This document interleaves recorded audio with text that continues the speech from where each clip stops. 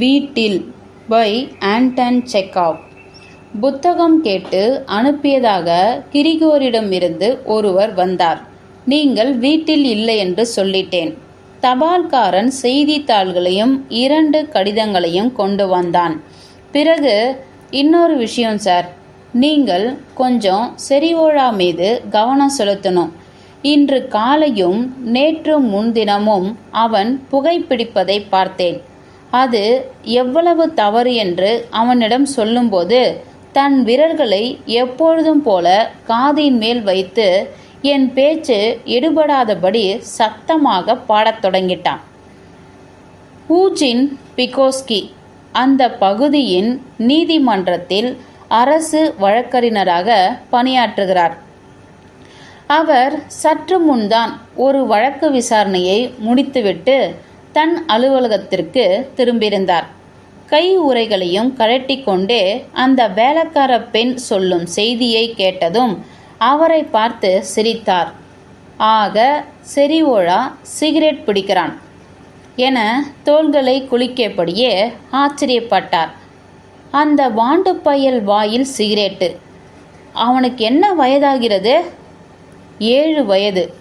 உங்களுக்கு இது சிறிய விஷயமாக தோன்றலாம். ஆனால் அவன் வயதுக்கு புகைப்பது ஒரு தீய பழக்கம், மிகவும் ஆபத்தானது. மேலும் கெட்ட பழக்கங்களை முளையிலேயே கிள்ளிவிட வேண்டும். நீ சொல்வது ரொம்ப சரி. அவனுக்கு புகையிலை எங்கு கிடைக்கிறது? உங்கள் மேஜையிலிருந்து தான் சார். அங்கிருந்தா எடுக்கிறான்? அவனை என்னிடம் அனுப்பு. அந்த பெண் போன பிறகு எழுத பயன்படுத்தும் தன் மேஜையின் முன் இருந்த சாய்வு நாற்காலியில் உட்கார்ந்தபடி யோசனையில் ஆழ்ந்தார். ஏன் என்று தெரியாமல் அவரது மனத்திரையில் ஒரு காட்சி விரிந்தது. ஒரு அடி நீளத்துக்கு பெரிய சிகரெட்டை வாயில் வைத்தபடி செரிவோழா சிகரெட் புகை மண்டலத்தின் நடுவில் இருக்கும் காட்சி அவருக்கு சிரிப்பை வரவழைத்தது. அதே நேரத்தில் பொறுப்பும் பதற்றமும் நிறைந்த அப்பெண்ணின் முகம் கடந்த கால நினைவுகளை பாதி மறந்து போய்விட்டது, கிளறியது. அப்பொழுதெல்லாம் இப்படி பள்ளியில் புகைப்பிடிக்கும் பழக்கம் ஆசிரியர்களிடம் பெற்றோரிடமும் ஏறக்குறைய இனம் புரியாத பயத்தை ஏற்படுத்தியிருந்தது. அது உண்மையிலேயே பயங்கரமாக இருந்தது. புகைப்பிடிக்கும் பிள்ளைகளை எவ்வித தயவு தாட்சிணியும் இன்றி பிரம்பால் அடிப்பார்கள், பள்ளியை விட்டு நீக்கிவிடுவார்கள். அவர்களது வாழ்க்கை வீணாக்கப்பட்டது. இத்தனைக்கும் எந்த ஒரு ஆசிரியருக்கும் தந்தைக்கும் புகைப்பிடிப்பதால் ஏற்படும் குற்றம், அதனால் விளையும் தண்டனை, இவற்றை பற்றி துல்லியமாக எதுவும் தெரிந்திருக்கவில்லை. நல்ல அறிவு படைத்த மக்கள் கூட தங்களுக்கு புரியாத இந்த தீய பழக்கத்தை எதிர்க்க தயங்கவில்லை. பிகோஸ்கிக்கு வயதான அவருடைய பள்ளி முதல்வர் நினைவுக்கு வந்தார். நன்கு படித்த நல்ல இயல்புகளை கொண்ட அவருக்கு சிகரெட்டுடன் ஒரு மாணவனை பிடித்துவிட்டால் போதும், கடும் கோபம் வந்துவிடும். முகமெல்லாம் சிவந்து போய் உடனடியாக பள்ளி நிர்வாகத்தின் சிறப்பு கூட்டத்துக்கு ஏற்பாடு செய்து அந்த குற்றம் செய்தவனை பள்ளியிலிருந்து நீக்கி உத்தரவிடுவார். சமுதாயத்தின் சட்ட விதிகளில் அதுவும் ஒன்று என்பதில் சந்தேகமில்லை. எவ்வளவு குறைவாக ஒரு தீமை புரிந்து கொள்ளப்படுகிறதோ அவ்வளவு மோசமாகவும் பயங்கரமாகவும் அது எதிர்க்கப்படும். இப்படி பள்ளியை விட்டு நீக்கப்பட்ட 2 அல்லது 3 மாணவர்களையும் தண்டனைக்கு பிறகு அவர்களுக்கு அமைந்த வாழ்க்கையையும் அலசி பார்த்த வழக்கறிஞர் சிந்தனையில் மூழ்கினார்.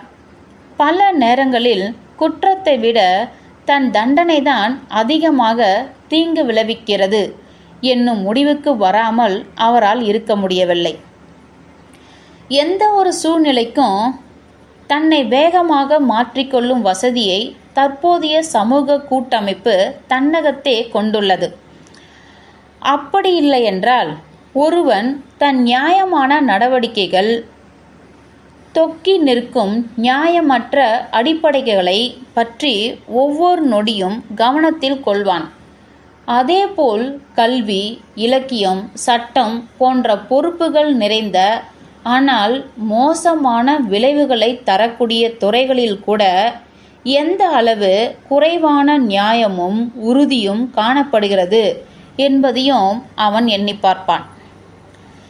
இது போன்ற எண்ண அலைகள் பிகோஸ்கியின் மூளையில் வந்து மோதியபடி இருந்தன. தளர்ந்து போய் ஓய்வெடுக்கும் மூளைகளில்தான் மேம்போக்கான எளிதில் மறந்து போகும் நினைவுகள் வரும்.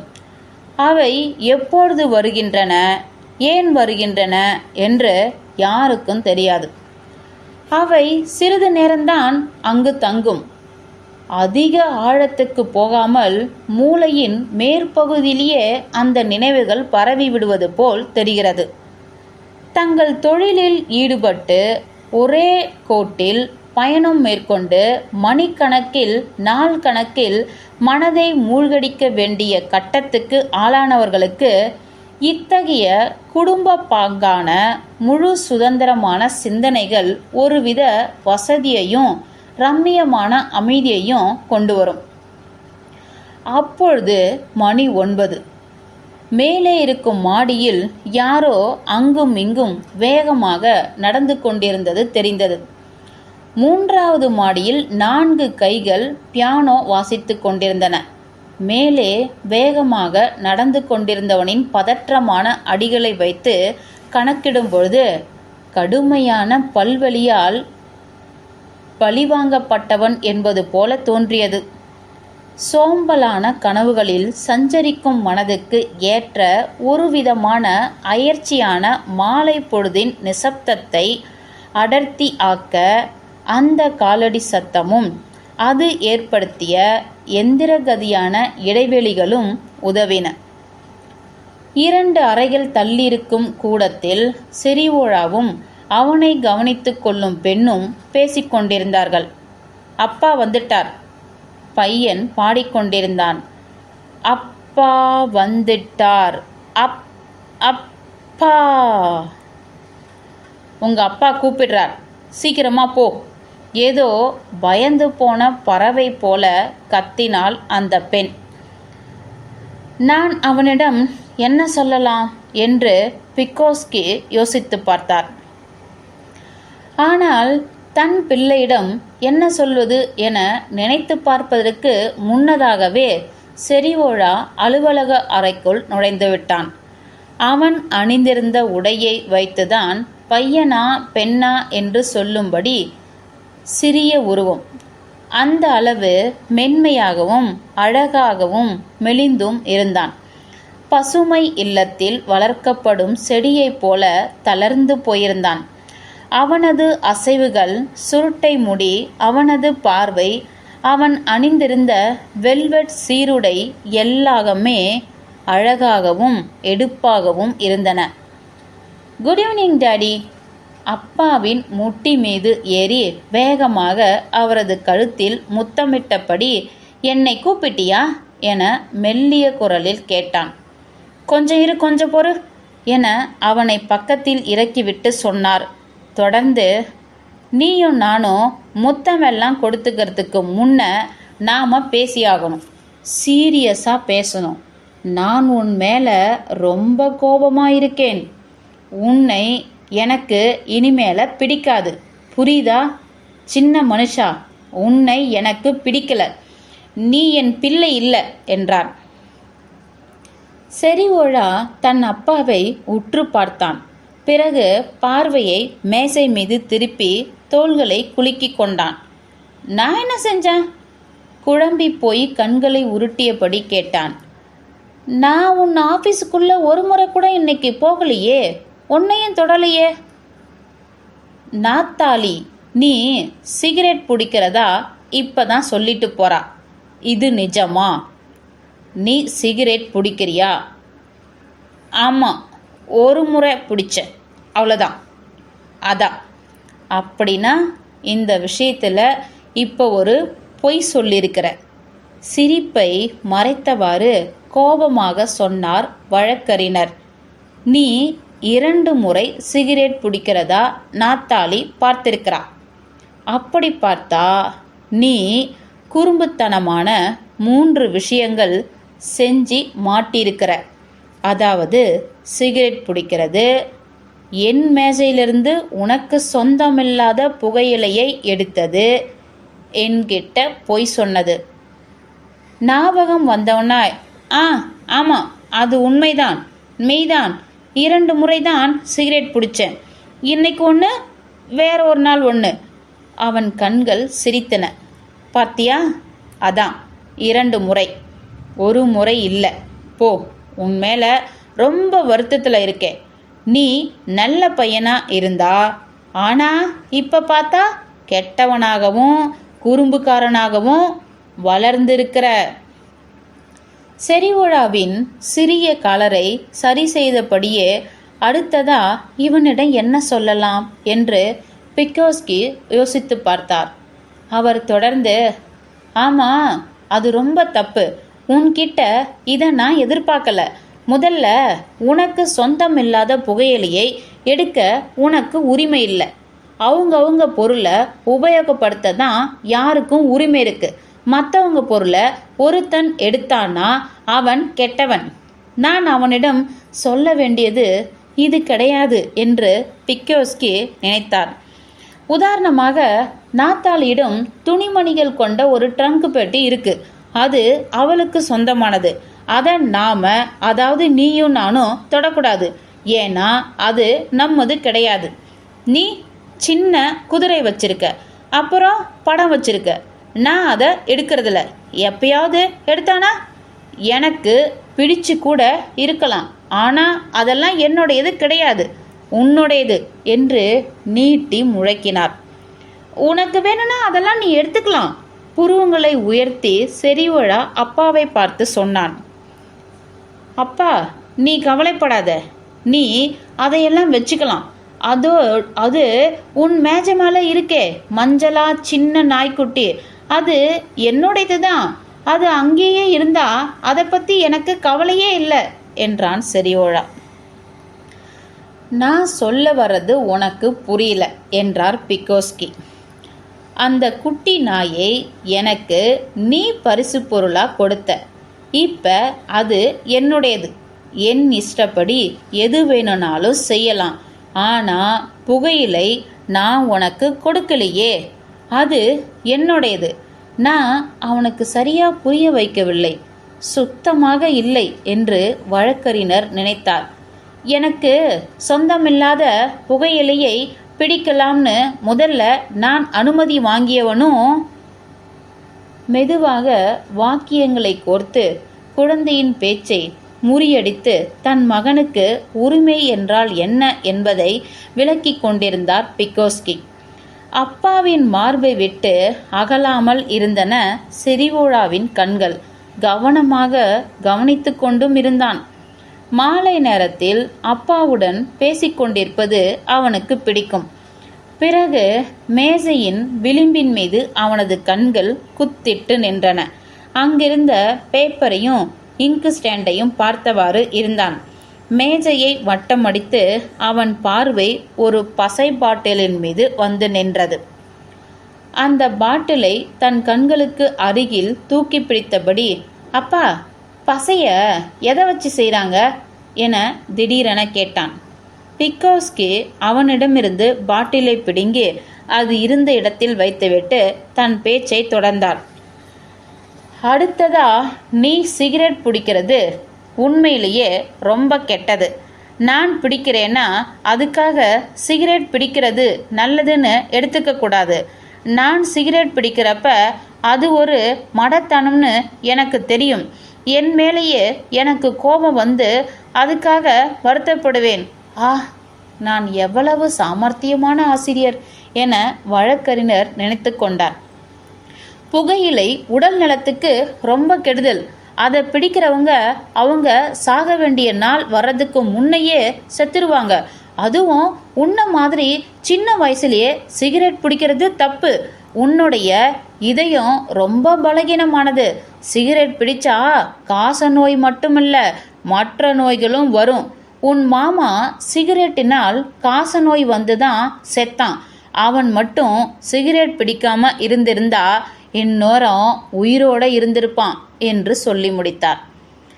ஏதோ சிந்தனையில் விளக்கையே பார்த்து கொண்டிருந்த செரியோழா அதன் நிழலை தன் விரலால் தொட்டுவிட்டு பேசினான்.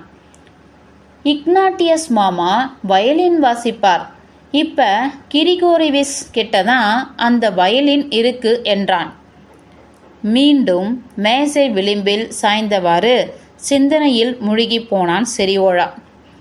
வெளிரி போயிருந்த அவனது முகப்பாவத்தை பார்க்கும்போது அவன் எதையோ கவனிப்பது போலவோ அல்லது அவனது எண்ணங்களை அவனே அலசி புரிந்து கொள்வது போலவோ தோன்றியது. இமைக்காத அவனது பெரிய கண்களில் சோகமும் பயம் போன்ற ஏதோ ஒரு உணர்வும் தெரிந்தன. கொஞ்ச காலத்துக்கு முன் தன் அம்மாவையும் மாமா இக்னாட்டிஸையும் பறித்து சென்ற மரணத்தை பற்றி ஒருவேளை அவன் சிந்தித்து பார்த்திருக்கலாம். அம்மாக்களையும் மாமாக்களையும் வேறொரு உலகத்துக்கு மரணம் கொண்டு சென்று விட அவர்களுடைய பிள்ளைகளும் வயலின்களும் இந்த உலகத்திலேயே தங்கிவிடுகின்றனர். இறந்தவர்கள் எங்கோ நட்சத்திரங்களின் அருகில் சொர்க்கத்தில் வாழ்ந்தபடி பூமியை பார்த்து கொண்டிருக்கிறார்கள். அவர்களால் பிரிவை தாங்க முடியுமா? நான் அவனிடம் என்ன சொல்லலாம் என யோசித்தார் பிக்கோஸ்கி. அவன் கவனிக்கவில்லை. என் குற்றச்சாட்டுக்கோ வாதங்களுக்கோ அவன் எவ்வித முக்கியத்துவத்தையும் அளிக்கவில்லை என்பது தெளிவாக தெரிகிறது. என்ன சொல்லி அவனை உருக வைக்க முடியும்? வழக்கறிஞர் எழுந்து அலுவலகத்துள் நடந்தார். யோசித்து பார்த்தார். என் காலத்தில் இத்தகைய பிரச்சனைகள் எல்லாம் சாதாரணமாக தீர்த்து வைக்கப்பட்டன. யாராவது ஒரு சின்ன பையன் சிகரெட் பிடித்து மாட்டிக்கொண்டால் போதும், அவனை நன்றாக அடிப்பார்கள். பலகீனமான நெஞ்சம் படைத்த கெட்ட பையன் இது போன்ற தண்டனையால் சிகரெட் பிடிப்பதை நிறுத்திவிடுவான். ஆனால் புத்திசாலியான சூட்டிகையான பையனாக இருந்துவிட்டால் இப்படி அடி வாங்கியதும் புகையிலையை தன் பூட்ஸில் மறைத்து கொண்டு போய் வீட்டு கொல்லைப்புறத்தில் பிடிப்பதுண்டு. அங்கேயும் பிடிபட்டு அடி கொடுத்தால் ஆற்று பக்கம் ஒதுங்கி புகைப்பிடிப்பான். அவன் வளர்ந்து பெரியவனாகும் வரை இது தொடரும். நான் புகைப்பிடிக்காமல் இருக்க என் அம்மா எனக்கு மிட்டாயும் பணமும் கொடுப்பார்கள். இப்பொழுது யோசித்து பார்த்தால் இவையெல்லாம் பலவீனமான தவறான நடவடிக்கைகளாக தெரிகின்றன. இன்றைய ஆசிரியரோ தர்க்க ரீதியாக இவ்விஷயத்தை அணுகி அடிப்படையில் எது சரியானது என்பதை ஒரு குழந்தைக்கு புரிய வைக்க முயல்கிறார்கள். அவனது பயத்தை தூண்டி மற்றவர்களிடமிருந்து தன்னை வேறுபடுமாறு ஊக்குவித்து ஏதாவது ஒரு பலனை அனுபவிக்கும்படி அவனை செய்வதில்லை. இப்படியெல்லாம் அவர் யோசித்தபடி நடந்து கொண்டிருந்த போது செரியோழா மேசை மீது ஏறிவிட்டான். மேசைக்கு பக்கத்தில் இருந்த நாற்காலியில் ஒரு காலை வைத்தபடி படம் வரைய ஆரம்பித்திருந்தான். அவனுக்காக என்றே வெட்டப்பட்ட காகிதங்களும் ஒரு நீல பேனாவும் மேசை மேல் இருந்தன. அலுவலக தொடர்பான தாள்களில் அவன் கிறுக்காமல் இருக்கவும் அங்குள்ள இங்கு பாட்டிலை தொடாமல் இருக்கவும் தான் இந்த ஏற்பாடு. கோஸ் வெட்ட போறப்ப சமையல்கார ஆயா விரலை வெட்டிக்கிட்டாங்க. ஒரு வீட்டை வரைந்து கொண்டே கண்களை விரித்து அவன் சொன்னான். அந்த அம்மா அலறவே நாங்கள் எல்லாரும் பயந்து போய் அடுப்பங்கரைக்கு ஓடினோம். அவங்களுக்கு புத்தி இல்லை. அவங்க விரலை ஐஸ் தண்ணியில் முக்குன்னு நாத்தாளி சொன்னாங்க. ஆனால் அவங்க கேட்கல, சப்பினாங்க. எப்படி அந்த அழுக்கான விரலை வாயில் வைக்கலாம்? அப்பா, அது சரி கிடையாது, அப்படித்தானே? பிறகு பகல் உணவின் போது கூடத்துக்கு வந்த ஒரு வாத்தியக்காரனை பற்றி விவரித்தான். அவனுடன் வந்த ஒரு சிறிய பெண் இசைக்கு ஏற்றவாறு பாடியதையும் ஆடியதையும் விவரமாக சொல்லிக்கொண்டே போனான். அவனுக்கென ஒரு எண்ண ஓட்டம் இருக்கிறது என வழக்கறிஞர் நினைத்தார். அவனுக்கு சொந்தமான ஒரு சிறிய உலகம் அவன் தலையில் இருக்கிறது. அவனை பொறுத்தவரை எது முக்கியம் எது முக்கியமில்லை என்பதை அறிந்து வைத்திருக்கிறான்.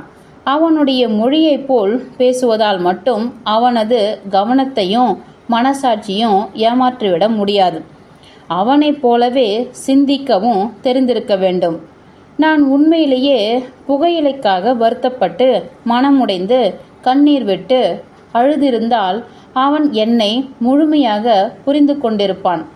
எனவேதான் பிள்ளை வளர்ப்பில் தாய்க்கு மாற்றாக யாரும் இருக்க முடியாது. ஏனெனில் தன் குழந்தைகளோடு சேர்ந்து உணரவும் சிரிக்கவும் அழவும் அவளால் மட்டுமே முடியும். தத்துவமும் அறமும் கொண்டு எதையும் சாதிக்க முடியாது. சரி, நான் அவனிடம் என்ன சொல்வது, எதை சொல்வது என்று யோசித்து பார்த்தார் வழக்கறிஞர். குற்றத்தை தடுப்பதிலும் தண்டிப்பதிலும் உள்ள ஒவ்வொரு படிநிலையை ஆராய்வதில் பாதி வாழ்க்கையை செலவிட்ட தன்னை போன்ற அனுபவமுள்ள சட்ட நிபுணர் ஒருவர் முற்றிலுமா குழம்பி போய் ஒரு சிறிய பையனிடம் என்ன சொல்வது என்று தெரியாமல் விழிக்கும் விசித்திரத்தை நினைத்து பார்த்து பிக்கோஸ்கிக்கு சிரிப்பு வந்தது. இங்க பார், இனி சிகரெட் பிடிக்க மாட்டேன் என்று என்கிட்ட உறுதிமொழி கொடு என்றார். இதை கேட்ட செரியோழா பாட ஆரம்பித்து விட்டான். உறுதிமொழி, உறுதிமொழி, உறுதிமொழி. உறுதிமொழி என்றால் என்னவென்று அவனுக்கு தெரியுமா என்று பிக்கோஸ்கி தன்னையே கேட்டுக்கொண்டார். இல்லை, நான் ஒரு மோசமான ஆசிரியன். இந்த நேரத்தில் ஒரு கல்வியாளரோ சட்டம் பயின்றவரோ என் மூளைக்குள் எட்டி பார்த்தால் நான் ஒரு மரமண்டை என அழைக்கப்படுவேன். மேலும் அதிக நுட்பம் கலந்து பேசுவதாக என்மேல் புகார் எழும்ப நிச்சயம் வாய்ப்புள்ளது. ஆனால் உண்மை என்னவென்றால் இத்தகைய சிக்கலான பிரச்சனைகள் எல்லாவற்றிற்கும் வீட்டை விட பள்ளியிலும் நீதிமன்றத்திலும் எளிதாக தீர்வு கிடைத்துவிடும். இங்கே வீட்டில் எல்லாவற்றிற்கும் மேலாக நாம் நேசிக்கும் நபர்களுடன் பிரச்சனையை அணுகியாக வேண்டும். நேசம் நமக்கு சில நிர்பந்தங்களை ஏற்படுத்திவிடும் என்பதால் பிரச்சனையை மேலும் சிக்கலாக்கி விடுகிறது. இதே குழந்தை என் மகனாக இல்லாமல் ஒரு பள்ளி மாணவனாகவோ நீதிமன்ற கூண்டில் ஒரு கைதியாகவோ இருந்திருந்தால் நான் இப்படி ஏமாற்றுபவனாக இருக்க மாட்டேன். இப்பொழுது அலைப்பாய்வதைப் போல் என் மனமும் தவிக்காது. மேஜை எதிரே உட்கார்ந்த பிக்கோஸ்கி செரிவோழா வரைந்திருந்த படங்களில் ஒன்றை எடுத்து பார்த்தார். அந்த படத்தில் சிறிய கூரை உடைய வீட்டின் புகை கூண்டுகளிலிருந்து மின்னல் வடிவத்தில் புகை எழும்போது போல வரையப்பட்டிருந்தது. புகை அந்த தாளின் நுனி வரை சென்றது. அந்த வீட்டின் அருகில் ஒரு படைவீரர் நின்றிருந்தார். அவரது கண்களாக 2 புள்ளிகளும் துப்பாக்கியின் குறிக்க 4 என்னும் வடிவிலான கோடும் வரையப்பட்டிருந்தது. ஒரு வீட்டை விட உயரமாக ஒரு ஆள் இருக்க முடியாது. இங்க பார், நீ வரைஞ்சிருக்கிற கூரை சோல்ஜரோட தோள்பட்ட வரைக்கும் தான் வருது என்றார் வழக்கறிஞர். செரிவோழா தன் அப்பாவின் மடி மீது ஏறினான். அவன் அங்கு வசதியாக உட்கார்ந்து கொள்ள கொஞ்ச நேரம் பிடித்தது. அவனுடைய படத்தை நன்றாக கவனித்தபடி, அப்பா, சோல்ஜர் சின்னதா வரைஞ்சா அப்புறம் அவரோட கண்ணை பார்க்க முடியாதே என்றான். அவனை திருத்த வேண்டிய தேவை என்ன வந்தது? தன் மகனை நாள்தோறும் கவனித்து வந்த வழக்கறிஞர் ஒரு விஷயத்தை தெரிந்து கொண்டார். குழந்தைகள் பிராணிகளைப் போல் கிடையாது. அவர்களுக்கே உரிய கலை உணர்வு, எண்ணங்களும் வினோதமான விருப்பங்களும் இருக்கும் என்பதையும், அவை வளர்ந்தவர்களின் அறிவுக்கு எட்டாமல் இருக்கும் என்பதையும் அவர் புரிந்து கொண்டார். கூர்ந்து கவனித்தால் வளர்ந்தவர்களின் பார்வைக்கு செரிவோழாவின் நடவடிக்கை அசாதாரணமாக தோன்றும். ஏனெனில் ஒரு வீட்டை விட படை வீரரை உயரமாக வரைய முடிந்த அவனிடம் அதற்கான காரணமும் இருந்தது. தன் எண்ணங்களை ஒரு மனிதனாக தெரிவிக்க பென்சிலை பயன்படுத்த தெரிந்திருந்தது. இப்படித்தான் இசை குடும்ப சப்தங்களை புகை வளையங்களால் காட்டியிருந்தான். முறுக்கிய கயிற்றின் வடிவம் விசிலை நினைவூட்டியது. அவன் மனதில் ஓசைக்கு வடிவத்தோடும் வண்ணத்தோடும் நெருக்கமான தொடர்பு இருந்தது. எனவே எல் என்னும் சப்தத்துக்கு எப்பொழுதும் மஞ்சள் நிறம், எம் என்றால் சிகப்பு, ஏ என்றால் கருப்பு என வரைந்து போக அவனால் முடிந்தது. வரைந்த படத்தை ஓரமாக போட்டுவிட்டு மேலும் வசதியாக உட்கார்ந்து கொண்டான். இப்பொழுது அவனது கவனம் அப்பாவின் தாடி பக்கம் திரும்பியது. கவனமாக அதை தடவிக்கொண்டே இருந்தான். பிறகு அதை 2 பக்கமும் மீசை போல வருமாறு சீவி விட்டான். இப்ப நீங்க இவான் ஸ்டெபானோவிச் மாதிரி இருக்கீங்க என்று காதோரமாக சொன்னான். இப்ப இன்னும் ஒரு நிமிஷத்துல நம்ம போர்ட்டர் போல மாறிடுவீங்க. அப்பா, ஏன் அவங்க கதவு கட்டியே நின்றுகிட்டு இருக்காங்க? திருடங்கள் உள்ள வராம பார்த்துக்கவா? குழந்தையின் மூச்சுக்காற்று தம் முகத்தில் படர்வதை வழக்கறிஞரால் உணர முடிந்தது. அவரது கன்னத்தை அந்த மென்மையான முடி வருடி கொடுத்தது. பாசம் நெகிழ்ச்சியும் இதயத்துக்குள் சென்ற விதம் தன் கைகள் மட்டுமல்ல, ஆன்மா முழுவதுமே செரிவோலாவின் வெல்வெட் உடை மீது இருந்ததை போன்ற உணர்வு அவருக்கு ஏற்பட்டது. பிள்ளையின் அகல விரிந்த கருமையான கண்களை பார்த்தார். அந்த அகண்ட கண்களில் தன் அம்மாவையும் மனைவியையும் மட்டுமல்ல, அவர் ஒரு காலத்தில் நேசித்த அத்தனை விஷயங்களும் தெரிந்தன. அவனை அடிக்க எப்படி மனம் வரும்? எப்படி அவனை தண்டனை மூலம் திருத்துவது? முடியாது. பிள்ளைகளுக்கு எப்படி போதிப்பது என்பதை தெரிந்திருப்பது போல நாம் நடிக்கக்கூடாது. அந்த காலத்தில் எல்லோருக்கும் சாதாரணமாக இருந்தார்கள். அவர்கள் குறைவாக யோசித்தார்கள். எனவே அவர்கள் சந்தித்த பிரச்சனைகளின் துணிவாக முடிவெடுத்தார்கள்.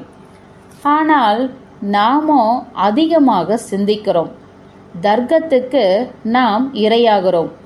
ஒரு மனிதன் எந்த அளவுக்கு அதிகமாக அறிவாளியாக இருக்கிறானோ அந்த அளவுக்கு அவன் சிந்தித்து முடிவை எடுக்க முடியாமல் முடியை பிய்த்துக் கொள்கிறான். முடிவெடுப்பதில் அதிக தயக்கமும் போலித்தனமும் உண்டாகின்றன. ஒரு செயலை அணுகுவதிலும் மிகவும் மந்தமாக இருக்கிறான். ஆழமாக சிந்தித்து பார்த்தால் கற்பிக்கவோ மதிப்பீடு செய்யவோ ஒரு பெரிய புத்தகத்தை எழுதவோ ஒரு மனிதனுக்கு எத்தகைய துணிவும் தன்னம்பிக்கையும் தேவைப்படுகின்றன என்பது புலனாகும். கடிகாரம் ஒலித்தது. மணி 10. வாடா, படுக்க நேரமாச்சு என பையனை வழக்கறிஞர் அழைத்தார். குட் நைட் சொல்லிட்டு போய் படு என்றார். இல்லப்பா, இன்னும் கொஞ்சம் நேரம் இருக்கிறேனே, ஏதாவது சொல்லுப்பா, ஒரு கதை சொல்லு என்று கொஞ்சினான் செரியோழா. சரி சொல்றேன், ஆனா கதை சொல்லி முடிஞ்சதும் போய் தூங்கிடணும். தமக்கு ஓய்வு கிடைக்கும் மாலை வேளைகளில் செரியோழாவுக்கு கதை சொல்லும் வழக்கம் வழக்கறிஞருக்கு இருந்தது. பரபரப்பாக இயங்கும் பெரும்பான்மையானவர்களைப் போல் இவருக்கும் ஒரு பாடல் கூட ஞாபகத்தில் இருக்காது. அதே போல ஒரு கதை கூட சொல்லத் தெரியாது. எனவே ஒவ்வொரு முறையும் எதையாவது புதிதாக இட்டுக்கட்டி சொல்ல வேண்டிய கட்டாயத்தில் இருந்தார். முன்பொரு காலத்தில் என்பதை ஒரு பொதுவான வாசகமாக ஆரம்பிப்பார். பிறகு தொடங்கும்போது என்ன சொன்னோம், எது அடுத்தது, எப்படி முடியும் என எதுவும் தெரியாமல் ஒன்றன் பின் ஒன்றாக வெகுளித்தனமாக அபத்தங்களை அடுக்கிக் கொண்டே போவார். காட்சிகள், கதாபாத்திரங்கள், சூழ்நிலைகள் என எல்லாவற்றையும் போகிற போக்கில் கற்பனை செய்வார். கதை கருவும் கதை வழங்கும் நீதியும் கதை சொல்லியின் விருப்பத்துக்கு கட்டுப்படாமல் தன் போக்கில் அமையும். இது போன்ற கற்பனைகள் செறிவோழாவுக்கு மிகவும் பிடிக்கும். கதைக்கரு மிகவும் சாதாரணமாகவும் சிக்கல் இல்லாமலும் இருக்கும்போது அதன் தாக்கம் மகன் மீது அதிகமாக ஏற்படுகிறது என்பதை வழக்கறிஞர் கண்டு கொண்டார். தன் கண்களை மேல் கூரை மீது உயர்த்தியவாறு கவனமாக கேள் என்று தொடங்கினார். ஒரு காலத்துல ஒரு ராஜா இருந்தார். ரொம்ப வயசானவர். அவருக்கு பெரிய தாடியும் இத மாதிரி பெரிய மீசையும் இருந்தது. எல்லாம் நரைச்சி போய்தான். அவர் ஒரு பளிங்கு மாளிகையில் வசிச்சு வந்தார். அது சூரிய வெளிச்சத்துல பெரிய சுத்தமான ஐஸ் கட்டி மாதிரி தகதகன்னு மின்னும். தம்பி, அந்த மாளிகை ஒரு பெரிய தோட்டத்துல இருந்தது. அந்த தோட்டத்துல என்னெல்லாம் இருந்தது தெரியுமா? ஆரஞ்சு, பெர்காமட்டு, செர்ரி, இப்படி பல மரங்கள் இருந்தது. அது மட்டுமா, துயிலிப்பு, ரோஜா, லில்லின்னு நிறைய பூக்களும் பூத்து குலுங்குச்சு. கலர் கலரா பறவைங்க வந்து பாடிக்கிட்டு இருக்கோம். ஆமா, மரத்துல சின்ன சின்ன ஸ்படிகமணி கட்டியிருக்கும். காத்துல அசையும் போது கேட்க ரம்மியமாக இருக்கும். கேட்டுக்கிட்டே இருக்கலாம், அழுக்காது. உலகத்தை விட இந்த பளிங்குல இருந்து வர்ற சப்தம் ரொம்ப மென்மையா இனிமையா இருக்கும். சரி, என்ன யோசிக்கிற? அடுத்து என்னன்னா, அப்புறம் அந்த தோட்டத்துல நீர் ஊற்று நிறைய இருந்தது. உனக்கு ஞாபகம் இருக்கா? ஒரு முறை நம்ம அத்தை சோனியாவோட பண்ணை வீட்டுக்கு போயிருந்தப்ப அங்க பாத்தியே? ஆமா, அதே மாதிரி நீர் ஊற்று தான் ராஜாவோட தோட்டத்துல நிறைய இருந்தது. ஒரே வித்தியாசம், ராஜா தோட்டத்துல இருந்ததெல்லாம் பெருசா இருக்கும். இதுல இருந்து புறப்படுற சாரல் அங்க இருந்த உயரமான பாப்புலர் மரத்தோடு உச்சி வரைக்கும் போகும், தெரியுமா?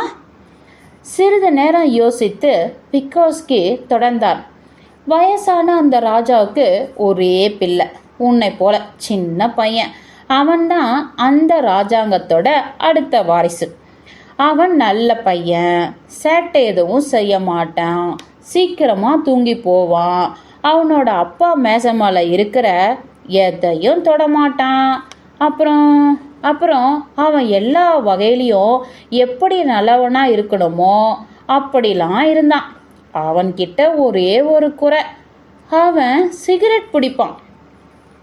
அப்பாவின் கண்களையே பார்த்தபடி செறிவோழா கவனமாக கேட்டுக்கொண்டிருந்தான். வழக்கறிஞர் யோசித்தார், எப்படி தொடர்வது? நீண்ட நேர சிந்தனைக்கு பின் இப்படி முடித்தார்.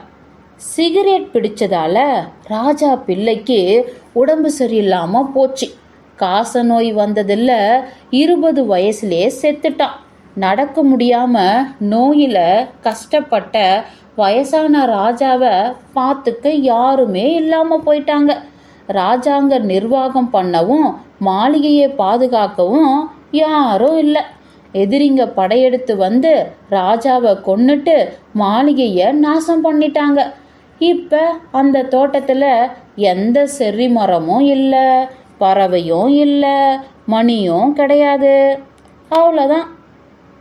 இத்தகைய முடிவு கலைநயமற்றதாகவும் அபத்தமாகவும் பிக்கோஸ்கிக்கு தோன்றினாலும் அந்த முழு கதையும் செறிவோழாவின் மீது ஆழமான தாக்கத்தை ஏற்படுத்தியிருந்தது. மீண்டும் சோகமும் பீதி போன்ற ஏதோ ஒரு உணர்வும் அவனது கண்களில் குடிக்கொண்டன. அங்கிருந்த இருட்டான ஜன்னலை சிறிது நேரம் உற்று பார்த்தபடி இருந்துவிட்டு பிறகு மெல்லிய குரலில், இனிமேல் நான் சிகரெட்டு பிடிக்க மாட்டேன் என்றான். அவன் குட் நைட் சொல்லிவிட்டு தூங்க போன பிறகு அவனுடைய அப்பா கூடத்தில் குறுக்கும் நெடுக்குமாக மெதுவாக நடந்தபடியே சிரித்தார். யோசித்து பார்த்தார். இந்த விஷயத்தில் அழகும் கலை வடிவமும் தான் பெரும் தாக்கத்தை ஏற்படுத்திவிட்டன என சொல்வார்கள். இருக்கலாம். என்ன இருந்தாலும் அவையெல்லாம் தாக்கத்தை ஏற்படுத்த உரிய வழிகள் இல்லை. ஏன், உண்மையையும் நீதியையும் அது உள்ள நிலையிலேயே அப்படியே தராமல் எதையாவது கலந்து மாத்திரைகளைப் போல இனிப்பில் தோய்த்து முலாம் பூசி தர வேண்டும். அது முறையில்லை. அப்படி செய்வது மோசடி, சூழ்ச்சி, ஏமாற்று வேலை. எப்பொழுதுமே நீண்ட உரை நிகழ்த்த வேண்டிய அவசியத்தில் உள்ள வழக்கறிஞர்களைப் போல் யோசித்து பார்த்தார். அவற்றை கேட்கும்போது மக்களுக்கும் புராணக் கதைகள், சரித்திர நாவல்கள், கவிதைகள் போன்றவை மூலம்தான் புரிய வைக்கவும் முடியும். மருந்து என்றால் இனிப்பாக இருக்க வேண்டும், உண்மை என்றால் அழகாக இருக்க வேண்டும். ஆதாம் காலத்தில் இருந்தே இந்த முட்டாள்தனமான எண்ணம் மனிதனிடம் இருந்து வருகிறது. ஆனால் அவை எல்லாமே இயற்கையாக இருக்கலாம். அப்படித்தான் இருக்க வேண்டும். சூழ்நிலைக்கு ஏற்ப சில அனுகூலங்களையும் ஏமாற்றங்களையும் இயற்கையே ஏற்பாடு செய்து வைத்துள்ளது. அவர் தன் பணியை கவனிக்க உட்கார்ந்தார். ஆனால் அவருக்கு நெருக்கமான சில நீண்ட நினைவுகள் அவரது மனதில் தொடர்ந்து வட்டமடித்தன. அவர் தலைக்கு மேல் நடந்தவரின் காலடி சப்தம் இப்பொழுது கேட்கவில்லை. ஆனால் 2வது மாடியில் குடியிருப்பவர் இன்னமும் குறுக்கும் நெடுக்குமாக நடந்து கொண்டுதான் இருந்தார். முற்றும். வீட்டில்